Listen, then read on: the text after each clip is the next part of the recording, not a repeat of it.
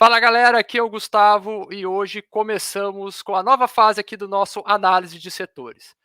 A gente vai começar a fazer a análise de setores em formato de vídeo, trazendo para vocês vídeos semanais e sempre que possível teremos um convidado aqui muito especial. Sim, ele, analista do Pro Football, do canal On The Clock, comentarista da ESPN e contribuidor de longa data aqui com o Mile High Brasil. David Chiodini, muito obrigado por aceitar nosso convite, seja bem-vindo. Olá, meu amigo Gustavo, olá, nossos queridos espectadores, ouvintes. É um prazer para mim, né, cara? Eu sempre falei, o Mile High Brasil, o primeiro lugar onde eu tive um pouquinho de voz para falar e sempre, enquanto eu já disse, enquanto não chutarem minha bunda ou eu não for proibido, eu estarei contribuindo da maneira que for possível, né? Esse é um vídeo muito bacana assim de fazer, falando um pouquinho sobre cada setor da partida anterior. Então, muito obrigado pelo convite. Beleza, então vamos lá. Antes de a gente começar aqui, vocês já sabem, né? Por favor, se inscrevam no canal, deixe o seu like e aquele comentário também, porque ajuda aí a divulgar o nosso vídeo pra galera, beleza? Então vamos lá, Davis. Vamos começar a falar. Os Broncos perderam para os Seahawks por 17-6. Infelizmente, não foi nisso que a gente desejava, né? Então vamos analisar aqui cada um dos setores, começando pelo ataque, né? De maneira geral, eu achei que, embora existiram, né, aí decisões, erros, né, em momentos cruciais, decisões mal tomadas, de maneira geral o ataque não foi mal, né, o Russell Wilson e o Nathaniel Hackett conseguiram mover as correntes, manter uma boa progressão, ganhar campo e infelizmente faltou ali um pouco de maior precisão na red zone, né. De maneira geral, o que você achou dessa unidade na partida? Eu concordo bastante com você aqui, cara. Fazia muito tempo que eu não vi um ataque de Denver produzir como produziu. Faltou finalizar as campanhas. Isso é um problema, e é um problema que a gente vem tendo na Red Zone, não é dessa temporada, né? É uma coisa que no Denver Broncos vem se repetindo. Concordo que algumas decisões questionáveis, especialmente nesses planos de goal line, né? Essas chamadas de quarta descida em shotgun com personnel 11 não me agradaram, me incomodaram. Acho que a gente precisa resolver esse problema da red zone com urgência. Mas, assim, a gente tem que lembrar diversos fatores aqui. Ponto 1, primeiro jogo do Russell Wilson por Denver. Ponto 2, estádio extremamente barulhento, complicando a comunicação, tá?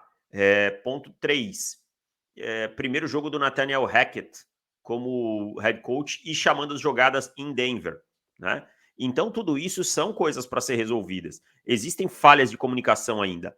O torcedor ele estava muito otimista e tal, e eu entendo isso. Mas é preciso entender também que era o jogo da vida do Seattle Seahawks. Seattle jogou esse jogo com uma intensidade absurda, sabe? Tudo que cercou todo o entorno dessa partida foi um complicador muito grande. Então, assim, tem que ter um pouquinho de paciência. Destruir é sempre mais fácil que construir. E Denver começou a sua construção agora. Você não começa a construção já colocando o teto. Então, um pouquinho de paciência. Não dá para jogar tudo numa lata de fogo agora por conta de uma partida em que a gente não conseguiu finalizar as campanhas para ganhar o jogo. Concordo. Inclusive, acho que também o início do Peyton Manning também não foi já chutando com os dois pés no peito, né? Demorou um pouco também, foi aos poucos atingindo um patamar mais alto, né? E aí você tocou num assunto muito interessante, Deis, que foi o uso de personnel, né? Eu notei bastante o uso de 12 personnel, ou seja, 2 tight ends, 21 personnel, que 15% dos snaps nós vimos um fullback em campo, no caso o Andrew Beck, principalmente no primeiro tempo, e aí no segundo tempo ele mudou, o Nathaniel Hackett fez um ajuste mudando um pouco mais, utilizando um pouco mais aí de 11 personnel, ou seja, com 3 wide receivers em campo, né? Eu tive a impressão que isso foi uma estratégia, né, para conseguir vantagem numérica, esse uso de personal mais pesado, vantagem numérica nas corridas e explorar um pouco também no jogo corrido, no caso de fazer os Seahawks respeitarem a corrida e serem pegos desprevenidos do jogo aéreo, né? O que você achou aí, inclusive, né, o Nathaniel Hackett, para fazer isso, ele deu audibles para o Russell Wilson fazendo a linha de scrimmage, né? O que você achou dessa estratégia? Você acha que isso é uma tendência desse ataque ou foi algo específico ali para o jogo contra o Seahawks? Não, eu acho que é uma tendência ofensiva. Quem viu o Nathaniel Hackett lá no Green Bay Packers sabe que ele gostava de explorar esses pacotes diferentes. né? Não usava tanto o fullback tradicional lá, mas usava muito aí um tight end como o Josiah DeGuara e tal, né? O próprio Mercedes Lewis, às vezes alinhando no backfield. Então eu acho que é isso, cara. Você dá looks diferentes para a defesa e deixa ela em constante dúvida.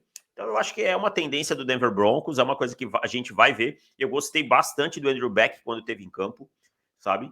E eu acho que essa questão de dar os audibles para o Russell Wilson era fundamental num jogo com muito barulho e tal. Claro que a comunicação ainda não foi das melhores, mas a gente vai ver isso aí. Até porque a gente não tem um terceiro wide receiver realmente estabelecido, né? O KJ Hamler é uma projeção. A gente acha que é um jogador veloz, que vai render. Acha não, é um jogador veloz, mas que a gente acha que vai render e tal. Então, assim, explorar esses pacotes mais pesados é interessante, ainda mais com a liga jogando tanto em two high safeties, como a gente tem visto, né? Com 2 safeties no fundo do campo. É. E aí, né, já puxando, já que você tocou nesse assunto do two high safeties, né?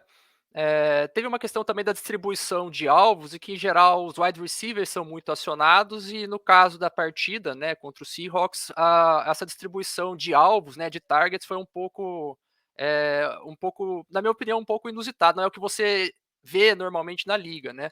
Foram 15 alvos para wide receivers, 11 para tight ends e 15 para running backs, né?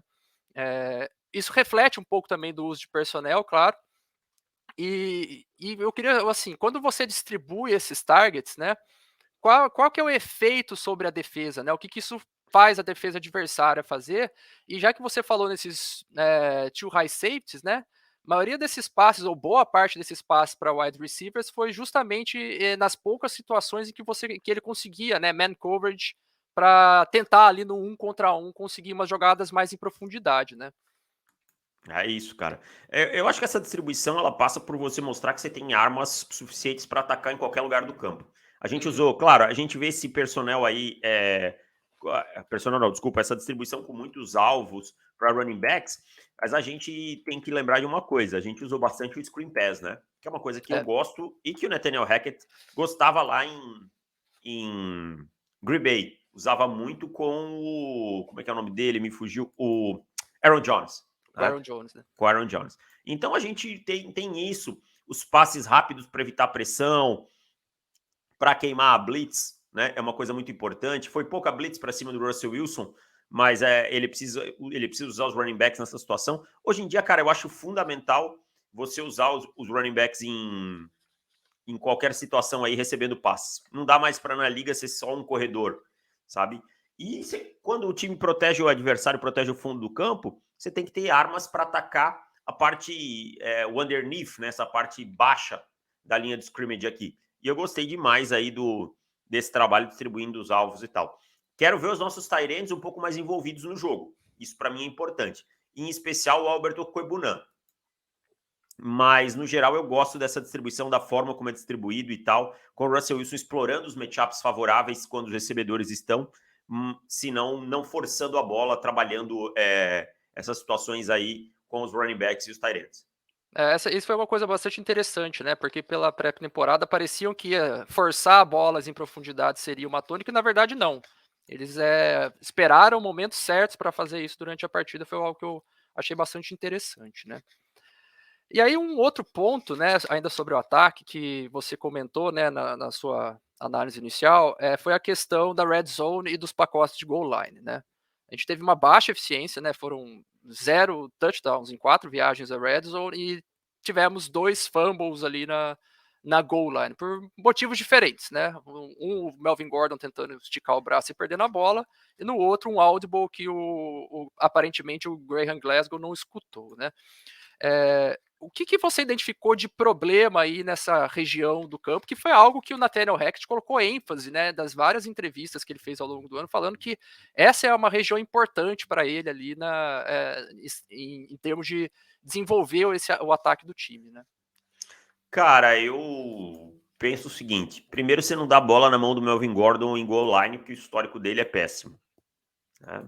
Ah, mas ele tem não sei quantos touchdowns. Pega a proporção touchdowns, fumbles dele, deve ser a maior da liga.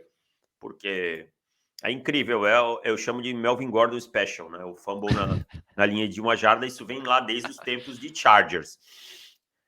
Javonte Williams, um Audible e tal, e eu me questiono, por que não usar os timeouts nesse momento? Sabe? Tentou ir no no-huddle para pegar rápido no personnel contra níquel e tal. Às vezes um pouquinho de calma é melhor do que ser espertalhão. Ninguém é bobo na liga. O que aconteceu? O Javonte Williams foi para a jogada, eu não lembro quem era o guard, eu acho que era o que ele bateu nas costas. Foi o Graham Glasgow. Foi o Glasgow? Entendeu que era a chamada original, que era de passe, e bateu nas costas dele, um bateu no outro, a bola escapou e tal. Não justifica os fumbles, nossos running backs têm que proteger melhor a bola na goal line, tá? Em qualquer situação. E então, assim, são muitos errinhos bobos que a gente não pode cometer. Você tem que finalizar essas campanhas, sabe? Esticar o campo de forma horizontal melhor e tudo isso mais. Mas eu acho que não é para o torcedor também se desesperar e tal, porque são coisas que é o início de trabalho. E o Nathaniel Hackett é um head coach calouro. Ele vai cometer os seus erros. Então, é uma coisa que o mais importante para mim é notar uma evolução com o passar das rodadas. Legal. E já que você falou aí, né, no Nathaniel Hackett, aprender com os erros, né? Talvez o erro que o pessoal ficou mais furioso, né, pelo menos a torcida, né, pegou muito no pé por causa dessa decisão, foi justamente a decisão de chutar o field goal de 64 jardas. E para mim, muito mais do que isso também, foi a forma como o relógio foi gerenciado nos dois finais de tempo, não só no derradeiro ali, chute de final, no último field goal, também como no primeiro tempo, né? É, assim, o que você acha que ele pode tirar de lição dessa jogada em si, ou dessa falta de gerenciamento que ele teve como um todo durante a partida? Como é que ele pode levar isso para construir isso algo positivo para o futuro? A decisão terrível, né? Para mim, terrível. Não cabe questionamento. É só olhar o índice de acerto em field goals de mais de 60 jardas na história para você saber que você não deve chutar aquela bola quando você tem o Russell Wilson como quarterback. Se fosse o Drew Lock nosso quarterback, se fosse o Terry Bridgewater, beleza, tô de boa. Mas assim, já começa um gerenciamento ruim na campanha inteira. Não gosto daquela chamada na terceira descida, sabe? Que foi um passe curto para o Javonte Williams. Acho que você tem que ser um pouco ousado ali. Só para deixar claro, eu gosto das duas chamadas de quarta descida para gol, tá? Para mim, na linha de 1 jarda, você tem que ir para o touchdown. Mas não tem como defender essa chamada do field goal. Mas é aquilo, cara. A gente é uma constante evolução em tudo. Um treinador na NFL não é diferente. Mas os outros novatos todos ganharam. Em algum momento da temporada eles vão errar. Então o Hackett errou. Para mim é importante ele perceber isso e entender que não pode acontecer de novo. Tá? É uma situação de estresse, é uma situação que você está pressionado, que você tem segundos para tomar uma decisão. Claro, tem que estar preparado para tomar essa decisão, mas não são máquinas, são pessoas. Ele errou, ponto, mas a gente não pode jogar ele, achar que ele é um pip por conta disso. Né? Eu entendo o torcedor, cara. O torcedor é paixão. A gente é torcedor, a gente sofre, mas quando a gente esfria a cabeça, a gente tem que conseguir entender que isso aí vai acontecer com todos os treinadores na liga. O importante é entender quanto isso vai se repetir ou quanto isso vai evoluir. Concordo. É aprendizado, né? E assim, primeiro jogo, ambiente hostil, eu acho que tem coisa positiva para tirar da partida e construir a partir disso, e mesmo aprender com os erros, né? Então é isso, David. Sobre o ataque é isso, então a gente pode mover aqui para a defesa, né? A defesa que começou um pouco devagar, né? Cedeu 17 pontos no primeiro tempo, mas fechou completamente o Seahawks na segunda etapa, né? No segundo tempo. Eu achei que, assim, de modo geral, eu gostei da defesa como um todo ao longo da partida. Eu achei que houve um pouco de bate-cabeça entre os jogadores. Não sei se é sistema novo. Foram alguns erros individuais ali no primeiro tempo que cederam algumas jogadas, inclusive os touchdowns, né? Que, na minha opinião, no primeiro TD o Kareem Jackson bateu cabeça, no segundo eu achei que foi o Jonas Griffith. Mas de forma geral, eu achei a unidade sólida, e quando o Evero ele pegou no fim do primeiro tempo, parece que ele colocou as peças nos lugares certos, né? Colocou, galera, vocês estão fazendo isso errado, tem que prestar atenção nisso, aquilo. E no segundo tempo ele fechou. Então eu gostei de forma geral da defesa, embora teve bate-cabeça no primeiro tempo, e queria saber o que você achou de maneira geral aí dessa unidade também. Eu gostei, cara. Eu gostei da defesa no geral. O primeiro tempo, eu ainda estou incomodado um pouco com o excesso de tackles perdidos, né? Sim. Isso me incomoda, porque isso é fundamento, o jogador tem que acertar. Não existe jogador de defesa perder tackle, é uma coisa que não pode acontecer, sabe? Vai acontecer em algum momento, vai um ou outro, mas no geral, a nossa defesa, principalmente no primeiro tempo, tacleou muito mal. No segundo tempo, a gente conseguiu entender o que o Shane Waldron estava fazendo e limitou eles a 0 pontos, cara. Então o Denver não perdeu esse jogo por conta da sua defesa. Isso tem que ficar bem claro. 17 pontos num ambiente hostil. Depois de ter tomado esses 17 no primeiro tempo, não ceder nem um field goal no segundo, para mim tá de parabéns no segundo tempo essa unidade. Mas a gente precisa corrigir esses problemas dos tackles, que é uma coisa que me incomoda. E essa questão da comunicação é normal quando você está implantando um novo sistema, sabe? É. Mas nos treinos teve tempo para treinar. Cara, treino é treino, jogo é jogo, vai acontecer. Então acho que também aqui precisa ter um pouquinho de paciência, mas no geral. Agora, me incomoda esse corpo de linebackers, me incomoda bastante. A dificuldade que esses jogadores do miolo da linha, do miolo, desculpa, da linha não, do segundo nível, têm de chegar na linha de scrimmage e sair dos bloqueios, me incomoda bastante. Acho que a gente tem um ponto, uma red flag bem grande nessa defesa. Inclusive, isso eu comentei bastante aqui durante a pré-temporada e durante a formação do roster. Esse, para mim, é o principal elo fraco da defesa, é esse corpo de linebackers, né? E, assim, para a gente começar a fazer uma análise aqui um pouco da estratégia que o Ever usou, uma coisa que eu notei foi um uso bastante pronunciado de formação base, ou seja, 3 defensive linemen, 2 outside linebackers e 2 inside linebackers, né? Principalmente quando o Shane Waldron mandava personnel 12 e 21 a campo. E aí usava front 5-1 ou 4-2 under front quando o Shane Waldron mandava personal 11, né? A gente viu um pouco disso na pré-temporada, eu comentei aqui com o pessoal durante o pós-jogo, né? Mas o alto uso disso a frequência de uso disso ao longo do jogo me surpreendeu bastante, né? E inclusive isso não mudou no segundo tempo, foi mais um ajuste mesmo das peças em si. Qual que é o objetivo disso, de usar essa formação base e esses fronts um pouco mais pesados aí, o Davis? E tem alguma coisa semelhante a isso na liga?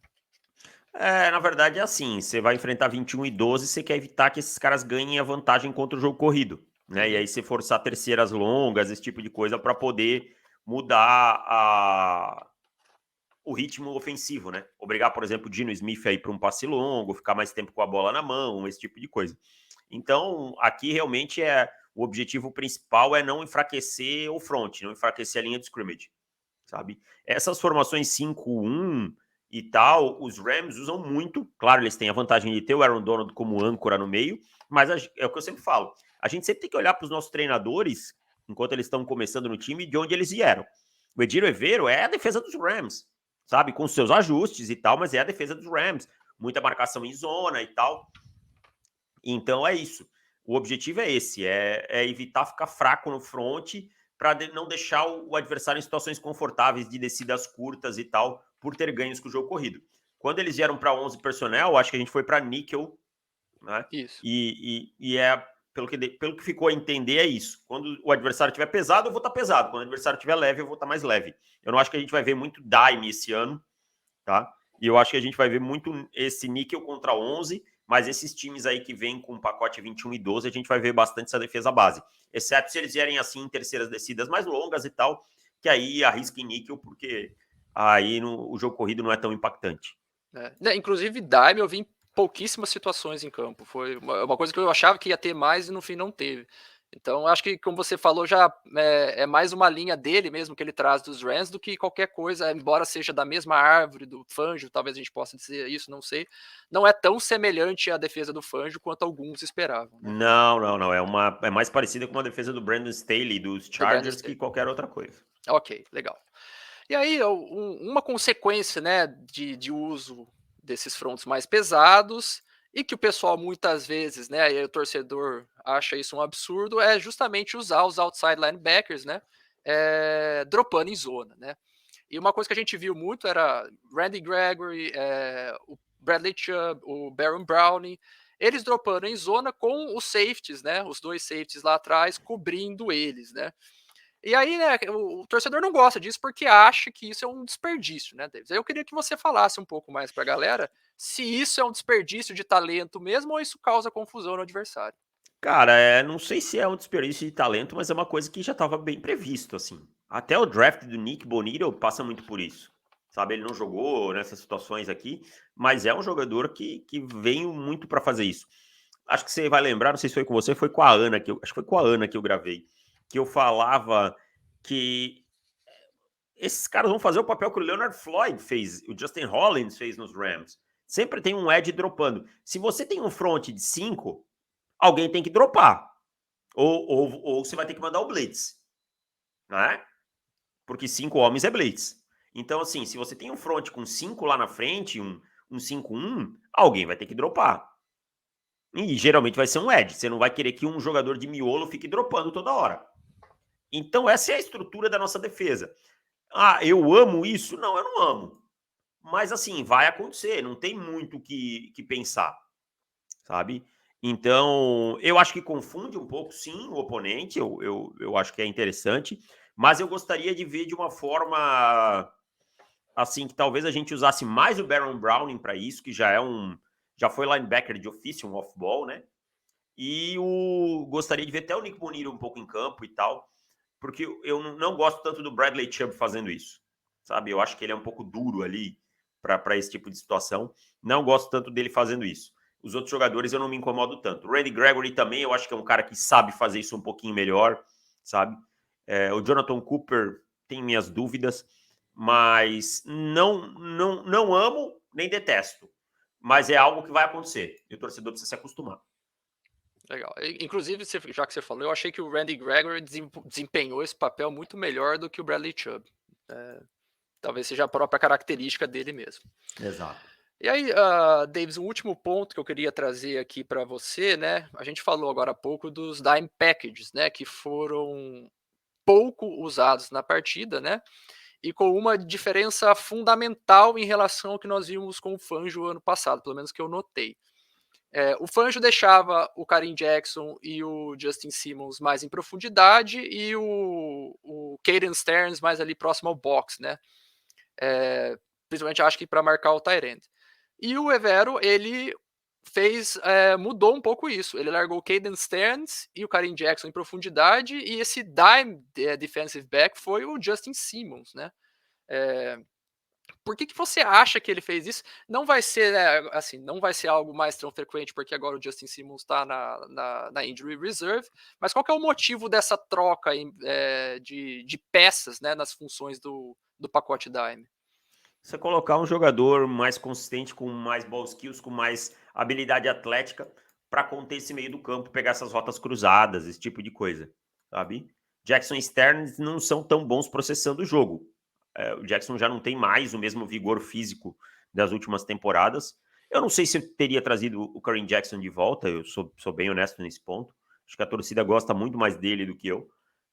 Mas Justin Simmons a gente não precisa nem falar, acima do nível desses caras de forma absurda. Então o Dino é um quarterback que escapa, né? Eles gostam de usar essas rotas cruzando no meio do campo, até para acelerar o jogo, para evitar que o Dino tenha que ficar muito tempo com a bola, e isso comprometeu muito nosso pass rush no começo da partida.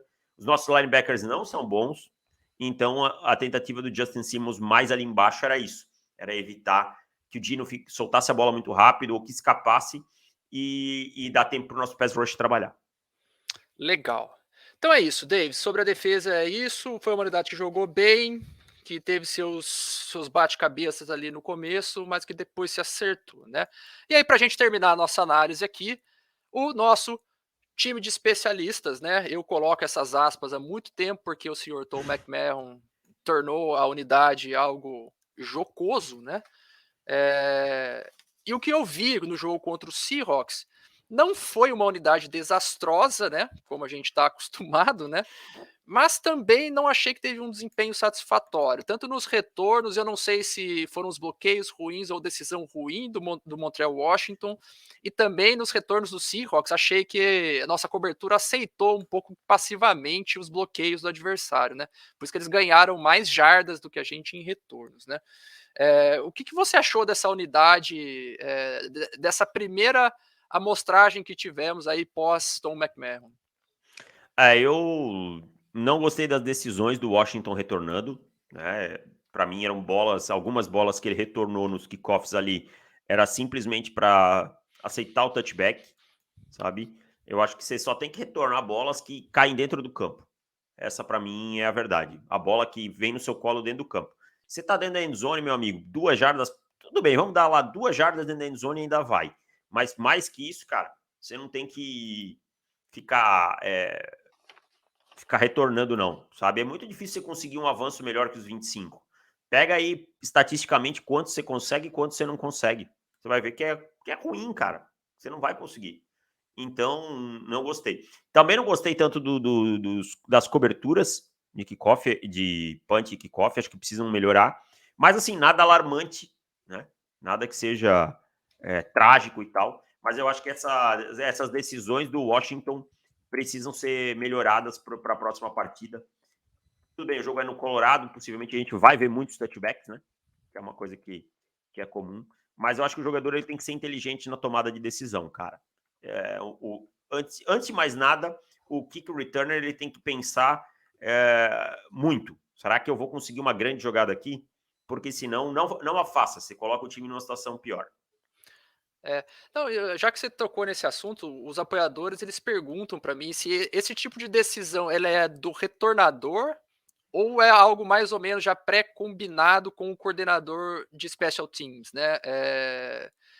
Tem alguma orientação ou o cara tem que ter o feeling ali na hora ou é um pouco dos dois? Como é que funciona mais ou menos essa coordenação aí de quando retornar e quando não retornar? Sempre vai ter uma orientação, né? Por exemplo, a bola veio super rápida, retorna. A bola ficou bastante tempo no ar, não retorna. A posição e tal. Mas o retornador é quem toma a decisão na hora, sabe? Eu duvido que as decisões do Washington foram exatamente o que a comissão técnica pediu, sabe? Então, assim, bolas que para lá da. Teve uma bola que ele estava na metade da endzone. Não faz sentido nenhum ele retornar. Então, e a bola ficou bastante tempo no ar. Então, assim, passa pela tomada de decisão do retornador. Se continuar tendo esse tipo de decisão, eu não me espantaria perder a posição. E a verdade é assim, ó, Gustavo, desculpa, eu vi que você ia falar, mas só para finalizar. O kickoff, o retorno de kickoff, ele tá perdendo cada vez mais importância na NFL. Então, esses caras, eles querem mostrar, às vezes, que eles têm um valor individual muito grande. Cara, tenta mostrar isso no time de punt, se tiver uma oportunidade. Você coloca o time em situações menos complicadas que no de kickoff. Isso é bem interessante, isso é verdade, né? Com o kickoff cada vez mais insignificante na liga, esses caras estão cada vez tendo menos oportunidade de aparecer. Então pode ser que isso pese um pouco no emocional do jogador ao tomar essas decisões, né? Você lembra que uns anos atrás a gente falava assim, não, mas ele talvez fique no elenco por ser um bom retornador de kickoffs e tal. Hoje em É, dia a gente quase não ouve mais isso, cara. O punch ainda continua tendo um grande valor, o retornador. Mas o retorno de kickoff, a gente tem a maioria dos kickoffs aí são touchback, é. né? Não, Então, inclusive isso me espanta que o Diontae Spencer tenha permanecido tanto tempo em Denver. é, Porque ele não adicionava nada ao ataque e simplesmente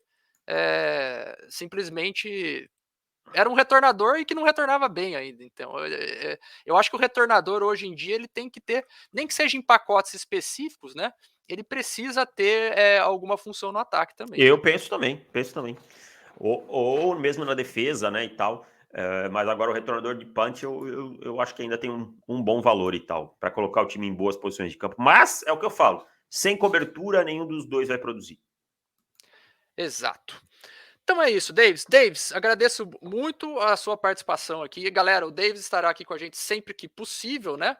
E desde já agradeço muito por continuar colaborando com o Mile High Brasil e espero receber você aqui mais vezes para discutir vitórias, né? E, infelizmente não foi Esperamos.